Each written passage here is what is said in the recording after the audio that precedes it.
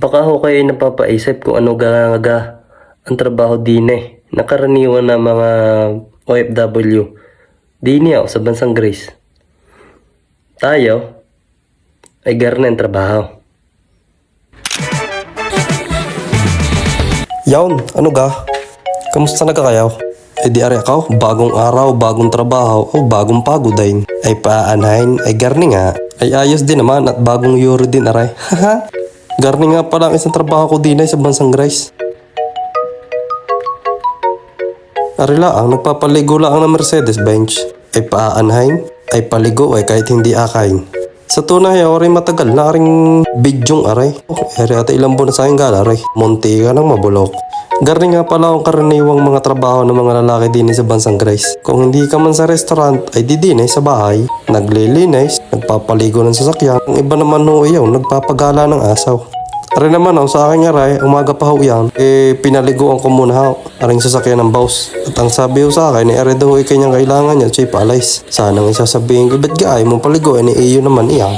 Kakoy naisip ko alang ang sabihin, baka masampiga. Sa ganyan punto naman ho, hindi naman din ho napakahirap maglinay. Kita nyo naman, aray ho igamit ibakyum. Tapos hindi din naman gayong kadumihan aring kutsing aray. Aray naman sa loob na isang linggo minsan ho 2 beses na lilinis. Tsaka bakin mo galilinisin ng gustong linis na linis. Ay di ako'y napagod. Di nga ho, kailangan mo din lang na madiskarte. Pagka ikaw naman sobrang kalinisan, hindi pagod na pagod nga naman. Pag ikagay may nakitang okay na ayos na iya, di pag napuno ng boss, di linisin ulit. Gayon lang iya. Pero sa puntong yun hindi naman humapuna yung boss ko basta gamalinisan mo, ay ayos na. Kung hindi nyo alam, ay di niyo sa bansang Greece, karamihan ho ng mga lalaki ay sa mga bahay din ho nagtatrabaho. Meron din naman ho sa mga restaurant. Ang kalamitan ho din nagtatrabaho, ay di yung mag-asawa. Yung gahong magkasama sa isang boss at sa isang bahay. Pagin ho din ikaw, Paul, mag-asawa nga At yung gayong trabaho sa mga lalaki na naglilinis ho ng bahay din sa Greece ay hindi na ho bagaw. Dahil sa simula ay yun din ho talaga ang mga trabaho din Ay kung hindi ka naman sanay sa hirap, kung ayaw mong mahirapan, ay siya ay umupo ka na lang sa ilalim ng puno ng mangga at doon ka humilata. Buti na lang tayo sanay sa hirap. Sa mga garnila ang natrabahawin ako po para lang din naglalaro.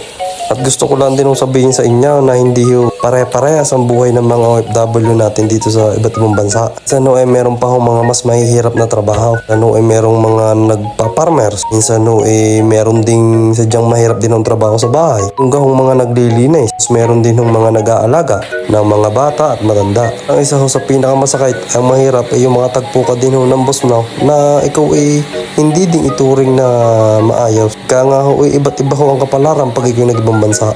Yun ang isa sa gusto kong malaman. Ang buhay ng mga OFW natin Pilipino ay hindi pare-parehas. Minsan ay katulad sa mga factory worker. Yan ay naranasan na natin. At ang ganyang trabaho ay hindi din gayong kadalay. Kaya kung kayo ay mayroong mga kamag-anak na nasa ibang bansa, oo nga at kita nyo at malalaki nga ang kinikita din Sana ay isipin nyo naman kung ano ang hirap, sakripisyo ng kanilang tinitiis. Nagugaho maipadala yung pirang iyan. Tunay yan ay hindi pira laang. Yan ay buhay nila. Kaya inyong pahalagahan. Oo nga at nabibili ng mga OFW yung mga gusto nila din sa ibang bansa, nakakasunod sa uso. Ay sa tunay yan ay mas afford nila din kumpara ho diyan sa bansang Pilipinas. At yung mga gayong bagay premium na nila sa kanilang mga sarili. Pinaghirapan din ho naman nila yun ako nga pala inapad pa din At nasabi ho sa akin na meron daw din ng pistang Pinoy. Yan, kung makikita ho ninyo kung gaano karami ang Pilipino din sa bansang Greece. Maaga pa ho yan. Kaya makikita nyo medyo kawang-kawang pa ho ang tao. Meron din ho dyang mga pagkain at yan ho ang pupuntahan natin. Sa video parang hindi ko din ho naipakita Sa tunay kayo yung uwi na. Yan kung makikita nyo meron din ho silang stage diyan. Yan ang mga araw na nagtipon-tipon ang mga Pilipino ay celebrate rin pistang Pinoy. Meron din silang mga programa na ginaganap diyan. Yan ay ginaganap tuwing summer laang. Ay siya, paano? Diyan muna kayo.